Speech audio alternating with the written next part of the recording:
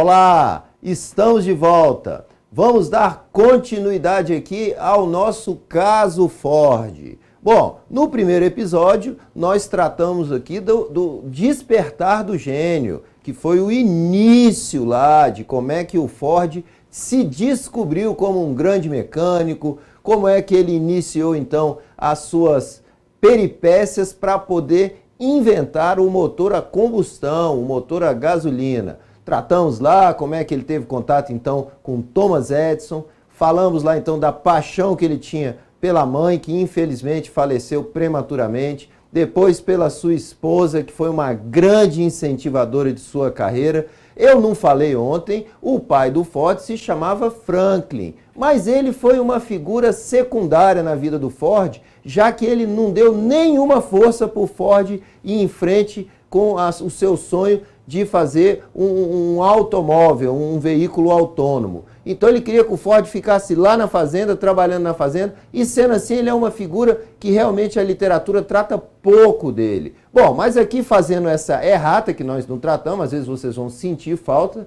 então agora está explicado. Outra coisa, ao final do episódio de ontem nós tratamos que o segundo fracasso do Ford foi lá quando ele resolveu fazer os seus carros de corrida e os investidores ficaram bravos. Falaram, pô, esse cara só quer saber de fazer carro de corrida e nós queremos que ele faça carro para vender. Essa empresa, essa segunda empresa, nós tratamos errado o nome. Não era Ford Motor Company, era Henry Ford Company. Muito bem, essa aí faliu também, as pessoas foram embora e largaram o Ford. Aí sim, ele fundou então, vamos começar então o episódio de hoje e olha só o que vai acontecer. Muito bem, como é que aconteceu então? A Ford Motor Company. Bom, em 1902 então, o Ford organizou a Ford Motor Company. Uma semana antes de oficializar a empresa, ele teve uma tacada de marketing genial. Gente, o Ford ainda tinha essa outra característica. Ele era um apaixonado pelo marketing, ele descobriu, falou, olha, sem o marketing, se você não envolver os consumidores, você não vai a lugar nenhum. E aí o que ele fez? Ele então criou uma máquina de corrida nova, ele criou o 999, olha só, antes da Ford Motor Company, uma semana antes. O que ele fez? Ele criou esse 999 e chamou lá o maior oponente, o outro cidadão que tinha lá um outro carro muito renomado e desafiou ele para fazer uma corrida. O que acontece? Ela foi feita numa pista de corrida para cavalos, tá certo? Só que o Ford, poxa, ele já era mecânico, ele já era bom de marketing, o cara era um excepcional negociador, né? Sabia fazer os seus acordos, convencer as pessoas, convencer a mulher dele a continuar apostando nele, e enfim, o cara tinha muitas qualidades, mas ele não sabia dirigir. Gente, olha que história gozada. E aí o que ele fez? Ele falou, bom, eu vou precisar de alguém para dirigir meu carro. Só que não existiam pilotos de automóveis, já que não existiam automóveis. E aí o que ele fez? Ele convidou um ciclista profissional. Gente, olha só, nesse aspecto, gostaria de fazer aqui então uma pausa, tá certo? Corta a cena para eu contar para vocês que esse professor Abreu que aqui está é ciclista. Eu pratico essa modalidade de forma amadora, claro, mas há muitos anos. Eu estou aí competindo, tem mais de 20 anos. Então o que acontece? Entendo bem, só que eu sou um ciclista, não sou piloto de carro. E na época o que existia de melhor, os melhores ases do volante, na verdade dos guidões, eram os ciclistas. E ele convidou um cidadão chamado Barney Oldfield, que era um ciclista profissional renomado. E falou, Barney, você vai ter que tocar isso aqui. O Barney era realmente aficionado por velocidade e topou na hora. Falou, opa, isso aqui é legal. Pegou, montou nessa máquina de 80 cavalos, era um motor de 4 cilindros, e falou pro Ford, falou, pode até ser que esse carro aqui venha me matar, mas eu vou correr como um louco. Então foi lá para a corrida, aprendeu a dirigir em 7 dias. Ele aprendeu a dirigir em 7 dias. Tá aqui a foto aqui, ó, nós estamos aqui, Ranieri, coloca na tela aqui. Muito bom. Tá aí o Ford com o Barney todo preparadão, tá aí o 999, e ele foi lá correr e ganhou a corrida. Isso aí foi uma coisa, uma sensação. O público viu que o Ford tinha capacidade de produzir carros velocíssimos. E aí os negócios estenderam-se de forma impressionante, chamou a atenção e essa atitude de marketing realmente funcionou. Muito bom. A sociedade foi formada por 12 investidores que colocaram a fábula na época de 28 mil dólares no negócio. Em julho de 1903, o Ford vendeu o seu primeiro carro em série, tá aí, ó, o modelo A, para um dentista de Chicago. Desse modelo foram construídos 1.708 carros. E o que acontece? O pessoal queria cada vez mais, o Ford conta muito isso no livro dele. Gente, carro era uma coisa de bacana e as pessoas queriam construir cada vez carros mais elitizados, mais bacanas. Para quê? O Ford tinha muita raiva disso. É importante que vocês percebam essa nuance da cabeça do nosso herói. Ele achava que era o contrário, ele queria popularizar e colocar o carro para todo mundo, um carro barato. E a turma, os sócios falavam, não é nada disso. A gente tem que arrancar o couro do freguês e fazer carros caros, elitizados, de forma a ganhar o máximo de dinheiro possível. A cabeça do Ford, aqui agora, é uma coisa bem legal para vocês entenderem como é que funcionava. A cabeça do Ford era o contrário. Ele tinha a intuição de que a indústria era uma grande produtora de riqueza, não só para o dono da indústria, para ele proprietário, mas para todos, para os funcionários, para o público em geral. A indústria conseguia fazer com que o país fosse enriquecer. Ele teve esse insight. O Ford era um cara muito à frente do seu tempo. Então ele dizia o seguinte, eu vou ganhar dinheiro, mas o negócio não é esse, acreditem. Inclusive ele levou uma vida bastante espartana durante todo o tempo. Era um cientista, era um gênio que não era tão ligado. Evidentemente ele se tornou o homem mais rico do mundo. Claro, ele vendeu a maior quantidade de veículos de todos, ele se tornou um fenômeno. Mas por ter essa cabeça, ele queria que a coisa se expandisse e ele queria vender cada vez mais barato. E aí o que acontece? O pessoal ficou bravo com ele, aí os 12 investidores, ele foi lá e comprou, adquiriu o controle acionário da empresa, o pessoal foi embora e ele nunca mais deixou esse controle acionário, que continua até hoje na mão da família Ford. Bom, o que acontece? Agora vem o outro pulo do gato. O homem já tinha feito o motor a gasolina, conseguiu fazer o automóvel, nós vimos lá o quadriciclo, e aí o que acontece? Em outubro de 1908, ele lança a máquina que iria modificar a forma de viver do ser humano. Ele lança o renomado modelo T. Gente, o modelo T era um carro barato, simples e confiável. Segundo alguns entendidos, fizeram uma analogia, ele era muito alto o carro. As pessoas falam que foi o primeiro SUV que já existiu, imagine, em 1908.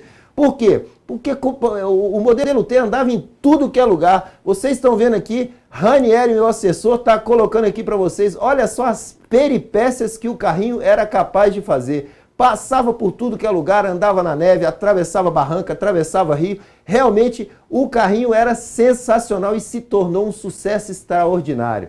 Ele vendeu tanto que eles tiveram que suspender as vendas. Olha que coisa extraordinária. Eles estavam com vários meses de atraso nas entregas. Eles conseguiam produzir, nessa época, apenas 25 modelos T por dia. E aí não dava para entregar. Quer dizer, o Ford conseguiu. Ele inventou o motor, ele conseguiu fazer um automóvel. E aí o que acontece? Ele conseguiu fazer um automóvel extremamente fácil de ser utilizado, barato, confiável, que atravessava tudo que é lugar. Só que é o seguinte, ele não conseguia produzir. Por quê? Antigamente, a forma era artesanal. Vinha lá o carro e ficava aquele tanto de mecânico em cima montando o carro. Ele falou, poxa, como é que eu vou fazer? E aí o Ford foi e deu a sua nova tacada. Ele criou a linha de montagem. Gente, que coisa fabulosa. A esteira da linha de montagem foi embasada aonde? Olha só a cabeça desse homem.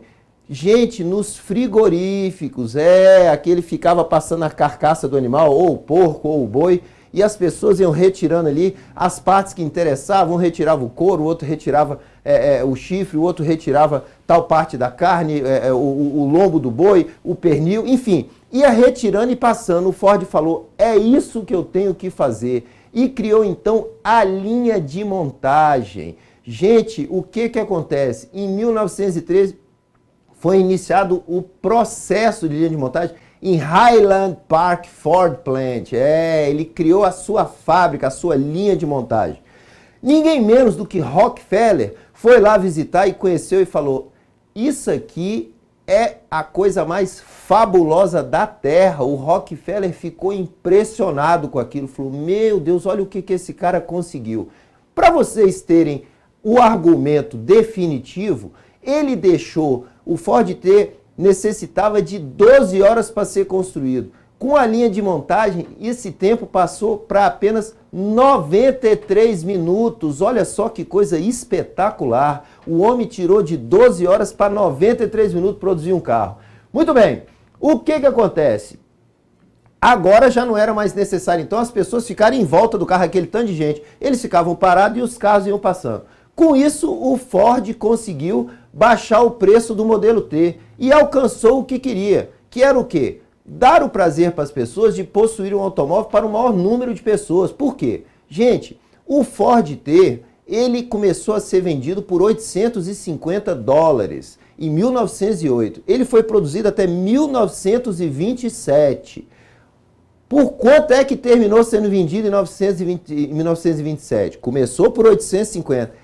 Ele terminou sendo vendido por $290. Olha que coisa fabulosa. Ele simplesmente quase que diminuiu a 1/3 do valor a produção. Ele cumpriu o que falou. Ele deu muitos empregos, remunerou bem os seus funcionários. E aí agora então vem a outra grande tacada do Henry Ford. Bom, o que acontece que vocês têm que ter em mente é que o automóvel, o Ford T, ele não foi só um veículo, ele não foi apenas uma máquina.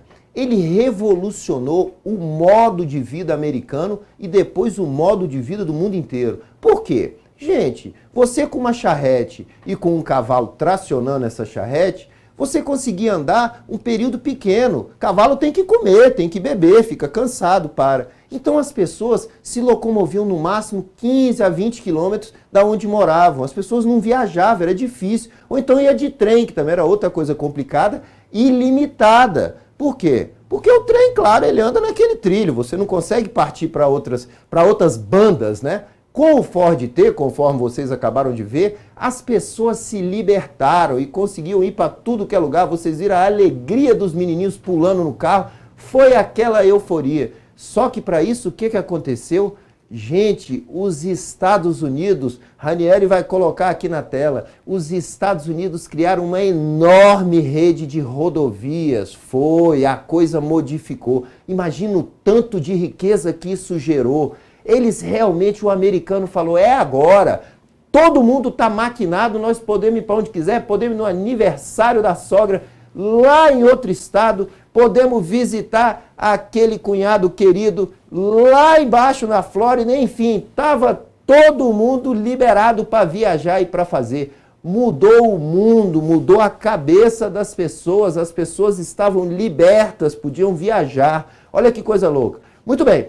Acontece que os funcionários começaram a ficar extremamente cansados. Por quê? Porque o trabalho era totalmente repetitivo. E aí o que acontece? Para cada 100 funcionários que estavam trabalhando, eles precisavam contratar 1000 pessoas. E tinha que treinar. E aí demitia, entrava outra. Aquilo ali era um trabalho danado. O Ford então fez uma outra revolução na época impensável. Olha só a cabeça desse homem.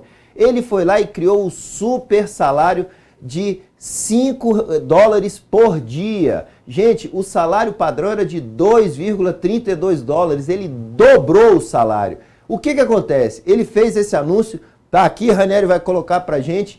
Ele lançou esse salário e o que acontece? No outro dia tiveram 10.000 pessoas na porta da fábrica. Vinham gente de outros estados para querer trabalhar na Ford. Foi uma revolução e as pessoas então já não ligavam mais de ficar cansadas. Por quê? Porque todo mundo começou a ganhar muito dinheiro. Agora os operários, o Ford tinha essa cabeça. Falou, pô, eu faço os carros e os meus próprios funcionários não têm dinheiro para comprar meu carro? Tá errado isso aí. Todo mundo vai ter direito a ter um carro. E os próprios funcionários dele tinham o seu modelo T, era aquela euforia. Bom, O modelo T ficou famoso, isso no livro ele conta, ele ficou bastante famoso. Ele falava, bom, vocês podem comprar o modelo T de qualquer cor, desde que seja preto. O cara era diferente, falou, não tem esse negócio, é para massificar a produção, todo mundo vai poder ter o seu carro e tudo preto. Então tem as imagens lá de Detroit, Rainieri vai colocar aqui pra gente, mas era muito gozado porque era aquela quantidade enorme de carro preto na rua. Eu fico imaginando como é que a gente ia saber qual que era o seu, qual que é o meu. Bom, eles se viraram e a coisa aconteceu. Mas o fato é que ele colocou todo mundo para ganhar mais, conseguiu uma produção que não existia na época, era uma coisa de louco, ele criou a linha de montagem, a Ford criou a linha de montagem, e ele dobrou o salário dos seus funcionários, gerando uma riqueza enorme. Os outros fabricantes, que claro, todo mundo imitou o Ford. Mas o que acontece? Os outros fabricantes também tinham que pagar esses $5 por dia. Com isso, a classe média surgiu de uma forma muito mais pujante, cresceu absurdamente. Foram criados os subúrbios, gente. Antigamente tinha que viver todo mundo amofinado ali em volta, por exemplo, das fábricas, de onde tinha a riqueza, ali em Detroit. Com os carros, as pessoas podiam morar mais longe, porque elas tinham como se locomover, como ir e voltar. Então o que acontece? As residências puderam ser colocadas em locais mais longínquos, tá certo? Isso mudou tudo, mudou a cabeça do americano, e os Estados Unidos, então, passaram a ser o país sobre rodas. O modelo T, simplesmente, foram fabricados o modelo T, simplesmente 15 milhões de unidades até de 1908 a 1927. Um sucesso esplendoroso, uma coisa louca. O carrinho foi ficando a cada ano mais barato e era muito, muito prático. Diz que em qualquer armazém você tinha lá o saco de arroz, de feijão e peça do modelo T. Então era utilizado por todo mundo nas cidades, nas fazendas. Todo mundo sabia dirigir aquela maravilha e a coisa realmente funcionou. Os funcionários ganhando mais. Realmente o Ford revolucionou o modo de viver dos americanos e, claro, depois de todos nós. A indústria da construção também aumentou absurdamente com a rede de estradas e foi isso que aconteceu. Muito bem, agora nós já estamos terminando esse episódio. Vamos para o terceiro e último episódio, aonde nós vamos fazer uma análise e vocês vão ficar embasbacados com o que aconteceu. Olha aqui o que nós descobrimos. O professor vai contar para vocês o que é que está acontecendo agora e vocês vão ficar bobos de ver. Tá todo mundo aí meio bravo, outros meio tristes com esse problema da Ford, mas vocês vão ver que isso aí não é nada. Isso já aconteceu e eles vão dar a volta por cima e eu torço para que a Ford, após essa reestruturação, volte para o Brasil. Esse é o assunto do próximo episódio. Eu aguardo vocês lá.